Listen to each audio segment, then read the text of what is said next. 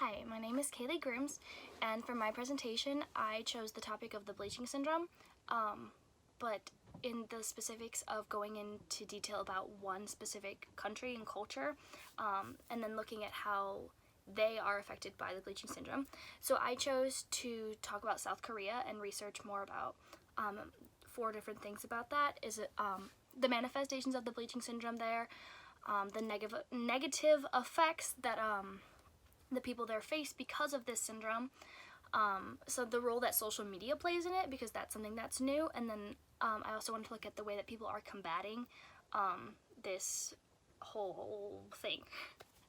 So the reason I decided to choose the bleaching syndrome again is because, yes, we've gone into detail about it in class and we've defined it a few times, we've had lessons on it.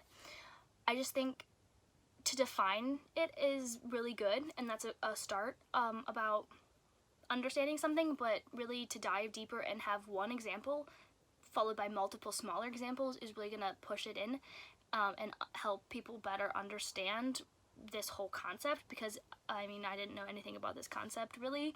I'd never really thought about it until this class, and I think it's really something that people should understand. I think it's really something that we all, even if we don't feel like we're affected by it, we really are, and the whole world itself really is, even if we aren't aware of it. And so with that, I just wanted to decide to look at it in one country and then see how we can apply that and understand it for all of us here in the United States. So to start off, I wanted to define the bleaching syndrome again. And so the official definition is the conscious and systematic process of self-denigration and aspiring to assimilate via internalized alien ideals.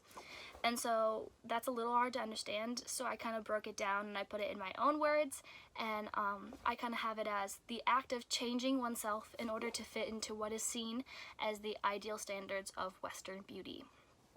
And so usually when we think about the bleaching syndrome, we think about the bleaching of one's skin. That's where it gets its name, that skin whitening. It isn't just that, as we all know, and so we're going to go into detail about really what it is and how people are affected by it, and kind of how it came about in certain areas, and in this case South Korea.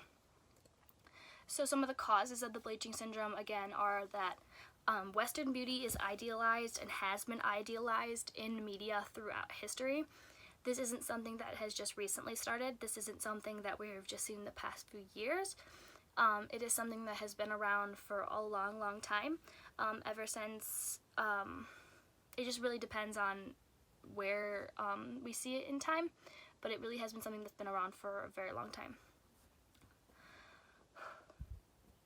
So it also comes with this desire for a better quality of life. People think that if they have the Western features, if they have the whiter skin, it's going to push them farther. They're going to be seen as higher educated. They're going to be seen as higher class, simply because they have these features that they are seen as better. And they think that having natural features will be seen as an obstacle for assimilation, because if they look different, if they don't look Western, if they don't look like what they're supposed to be perceived as, they aren't going to have those same advantages that those who do have. So why did I choose South Korea as a prime example for explaining the bleaching syndrome? So when I was thinking of what area I wanted to do, I remembered that I've heard this time and time again, that South Korea is known as the plastic surgery capital of the world. So I went and I did some research about that, and South Korea is, yes, the plastic surgery capital of the world, with more than half of the population there having at least one surgery, and about 25% having at least more than one. People from around the world will travel to South Korea to have surgeries done, simply because the doctors there know what they're doing, because they have performed so many and they are at the top of their field because of that. South Korea also has a multi-billion-dollar cosmetic industry. This industry has been built on makeup, it's been built on skin creams, facial creams, all that kind of stuff. South Korean skincare lines are known as some of the higher class skincares, and are seen even in the United States as being at the top of the list for ones that you should get. They are pretty pricey, but people see them as being useful because they work. And because of this huge business, it kind of goes hand in hand, but they have some of the highest beauty standards in the world. People there think that if you're not pretty, if you're not handsome, if you're not going to follow what these beauty standards are, then you're not going to be successful. And that's really something that plays into that bleaching syndrome, because it's, if you aren't following the standards, if you aren't meeting the criteria, whether that's having white skin, having the right shaped face, the right shaped eyes, then you aren't going to be successful, because you aren't that same better quality as the people who have those. I also chose this country because it's really cool, because you can see exactly where the bleaching syndrome sort of started. During the Korean War, that's when really Korea had its first introduction to the United States. Yes, they had known about them, but around 1950, and when the war ended, Korea had this huge influence of the West, and then the whole sort of changed because of that. And so I wanted to show these two videos that kind of go into more depth about the Korean War and its influence. So the Korean War took place from 1950 to 1953. And it's kind of cool to watch in these two videos that I have. The first one being the 100 Years of Beauty in Korea, and the second one being 100 Years of Beauty in the United States. To watch at how up until 1950, Korea had their own sort of beauty. They had their own established, like, this is what we think is beautiful, this is what we see. And then around 1950 and after, things sort of started to mirror what we see in the United States video.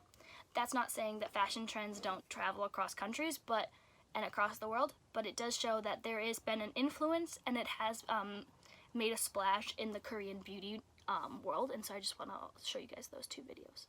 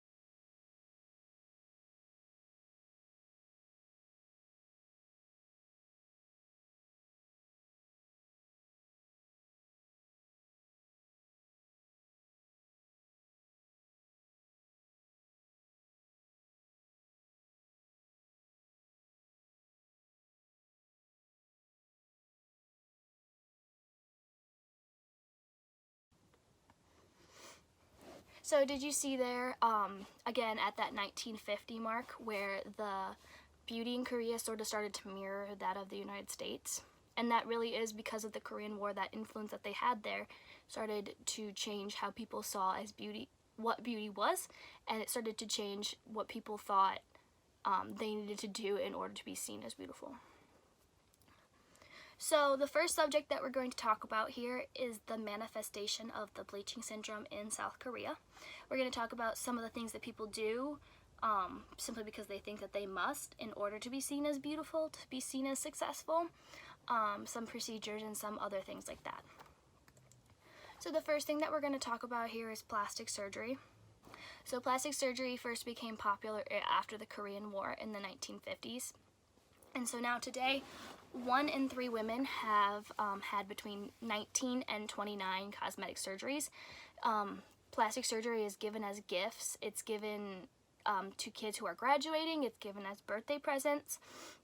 It's seen as something that is not abnormal, where in the United States, if you hear that someone had plastic surgery, it's really kind of taboo. But where in South Korea, it's very much discussed. It's very much out there. People are very okay with it, to the point where people have it simply just to change very little, even though it costs a lot. So some of the most popular surgeries there are the double eyelid surgery and the V-line jaw surgery. Those are the two that are most common, but there also are nose jobs, cheek enhancements, some that are just for not face, but for the body itself. And so the first one that I wanted to talk about today is the double eyelid surgery and the history about it. So the surgery, like all plastic surgery, first became popular in the 1950s after the Korean War.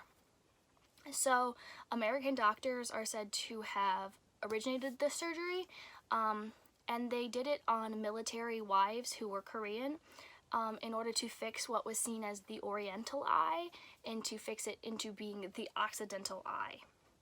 They did this because a lot of men married Korean women and then moved back to the United States with their now military wife Korean brides, and a lot of people in the United States had problems with this because they were seen as racially threatening because they were different.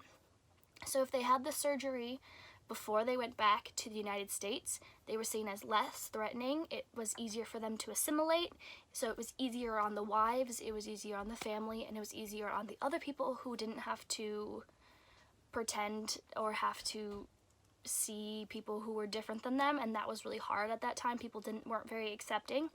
So this surgery became popular because then people didn't have to act like they didn't see differences.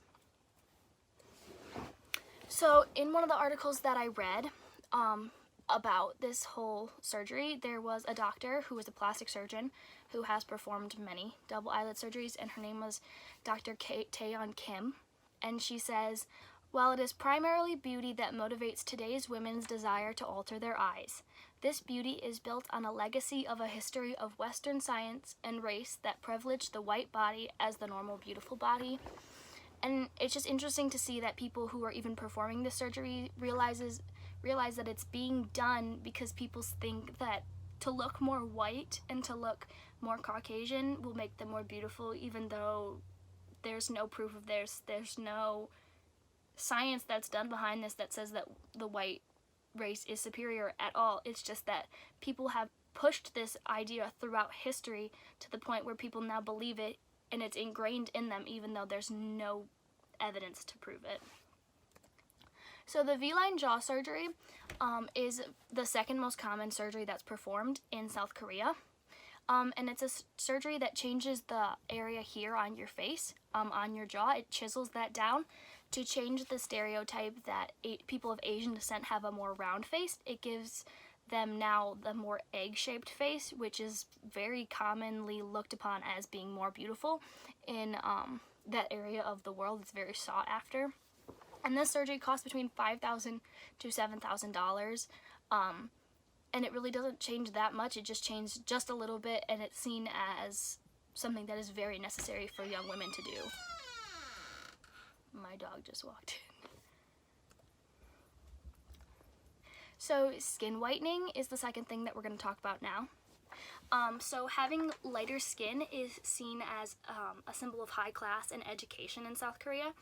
This is a little bit different than in the United States, so it isn't an exact correlation. In the United States, really being more tan is usually seen as that higher class, and this sort of changed around the Industrial Revolution here in the United States. Whereas before, people who were lower class, who were working class, were working out in the fields, who were out doing work outside. When the Industrial Revolution hit, many people started to work inside in factories, and people who were higher class had more time for leisure, they had more time to go on vacation. So being tan was seen as being higher class, having that money, being able to do what you wanted and not being stuck inside a factory all day. South Korea and most of Asia, that's a little bit different because people there still follow that standard of people who are higher class stayed inside. They had the white face paint, a lot of that we see in a lot of Asian countries, because that was seen as that high class. And that is still seen today, but many people do believe that having that white skin makes them appear more Western. So the skin whitening business is a multi-billion-dollar industry in Asia alone.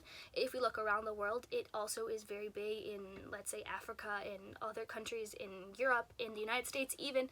Skin whitening is something